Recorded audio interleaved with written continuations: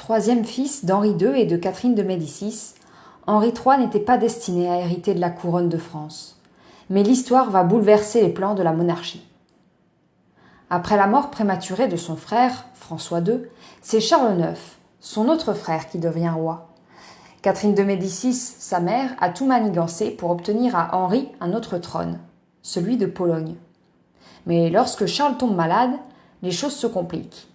Il craint que son frère, Henri, toujours en France, profite de la situation pour prendre sa place. Henri tarde volontairement à partir. Alors, Charles l'accompagne jusqu'à la frontière, afin de s'assurer qu'il quitte bien le royaume. En février 1574, Henri est sacré roi de Pologne.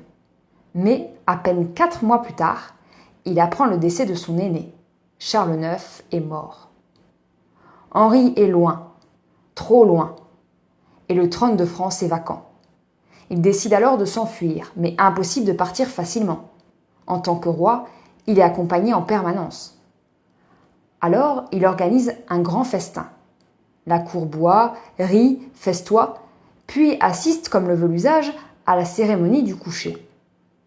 Mais une fois seul, Henri s'habille en hâte, prend les diamants de la couronne et s'enfuit en pleine nuit. Le lendemain matin, la cour découvre sa disparition. Trop tard, Henri est déjà en route pour la France. Il passe par l'Autriche pour éviter les territoires protestants allemands. À Venise, il prend le temps d'assister à 10 jours de fête. Il se présente comme le roi de France. Le message est clair, il est de retour et le trône est à lui. À Lyon, Catherine de Médicis l'attend pour finir le voyage, avec lui jusqu'à Paris. Le 13 juin 1575, il est sacré roi de France à Reims. Ce jour-là, un détail frappe les esprits. La couronne glisse plusieurs fois de sa tête. Un présage, peut-être.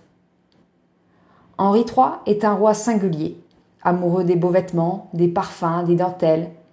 Il introduit à la cour un ustensile nouveau, la fourchette à 3 dents, ramenée d'Italie. Mais derrière l'élégance, les tensions politiques montent. En 1576, il signe une paix avec les protestants. Un geste mal vu par les catholiques les plus radicaux. Une opposition s'organise.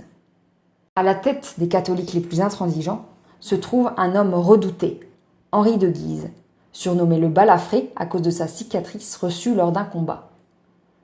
Populaire, charismatique, descendant de Louis XII et d'Anne de Bretagne, il rêve d'un roi fort, catholique et intransigeant.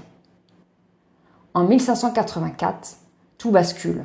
Le dernier frère d'Henri III, le duc d'Alençon, meurt. Le roi n'a pas d'enfant. Il ne reste plus aucun héritier direct. La question de la succession se pose. Henri III, contre toute attente, désigne un cousin lointain et son beau-frère, Henri de Navarre.